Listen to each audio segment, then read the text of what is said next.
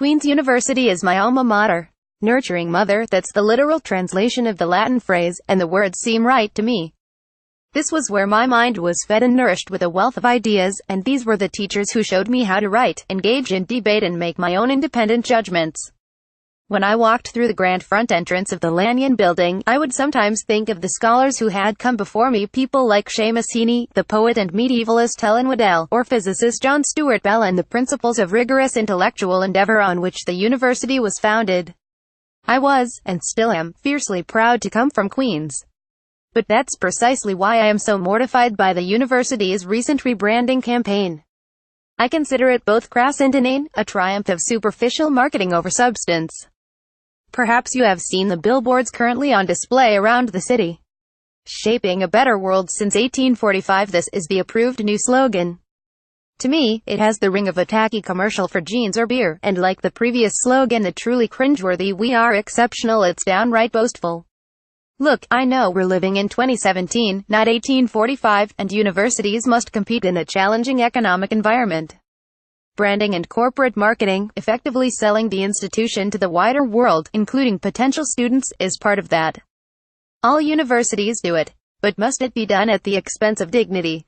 Must vacuous marketing speak trump serious communication about the distinctive ethos, history and values of our beloved university? For instance, Trinity College Dublin seems to get on just fine without appending a self-vaunting slogan to its website and corporate messages. Presumably Trinity has sufficient confidence and gravitas, as a venerable institution, not to claim that it has been keeping Ireland smart since 1592. I have spoken to academics at Queen's who are gnawing their knuckles with embarrassment at the way the university has chosen to advertise itself. And then there is the exorbitant cost of the rebranding. The bill came to £278,790, including a consultancy bill of almost £70,000.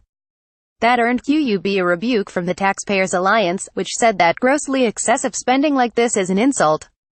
More to the point, the University and College Union said university largesse is rightly under the spotlight at the moment, and institutions need to understand that students are more interested in substance than style. New logos and shiny buildings are no match for properly rewarded staff. Exactly. Students are paying a great deal for their higher education, and their future will be determined, at least in part, by their own efforts and the quality of the teaching they receive. That's the crucial stuff. It is patronizing to assume they will be influenced by glib and boastful slogans made up, at great expense, by commercial marketing executives. Unfortunately, there seems to have been an outbreak of mass stupidity right across the university's corporate communications.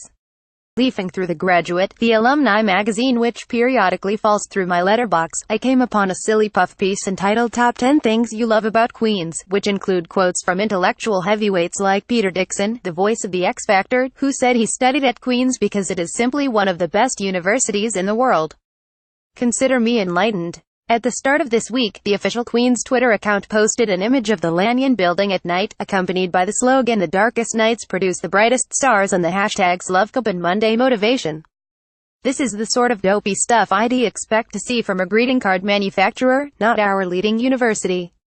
There's no place for anything unpleasant in the shiny world of marketing, which is presumably why the section of the Queen's website providing information about Belfast for prospective students glosses swiftly over our recent history. Sadly, no account of Belfast would be complete without mentioning the Troubles, it says. Conflict raged from 1969 to 1998, but thank you, the city bounced back with a vengeance. So that's alright then.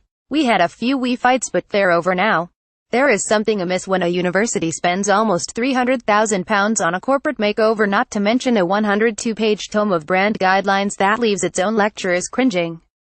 As a proud alumn of this remarkable institution, I respectfully remind the current leaders of Queen's that a university is a seat of learning, not a glorified shopping centre. Belfast Telegraph.